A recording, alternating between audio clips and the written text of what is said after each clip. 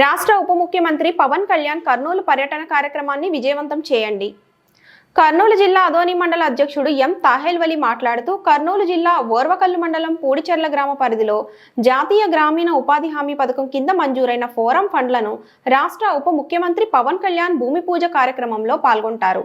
తదనంతరం ప్రజలను ఉద్దేశించి బహిరంగ సభ కార్యక్రమం ఉంటుంది. జన సైనికులందరూ ఉదయం 8 గంటలలోపు ఓర్వకల్లు మండలానికి చేరుకోవాలని కోరుకుంటున్నాను.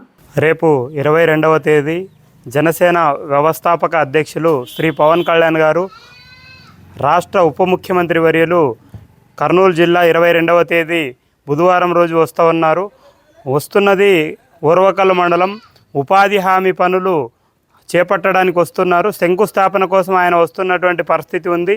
అందుబాటులో ఉన్నటువంటి జన సైనికులందరూ కర్నూలు జిల్లా ప్రాంతంలో ఉన్నటువంటి జన సైనికులందరూ కూడా ఉదయం 6 గంటలకు బయలుదేరి ఓర్వకల్లు ప్రాంతానికి రావాల్సిందిగా జన సైనికులందరికీ విజ్ఞప్తి చేస్తూ ఉన్నాం. ఎందుకంటే 8 గంటల లోపు అక్కడ ఎయిర్పోర్ట్లో పవన్ కళ్యాణ్ గారు ల్యాండ్ అవుతున్నటువంటి పరిస్థితి ఉంది.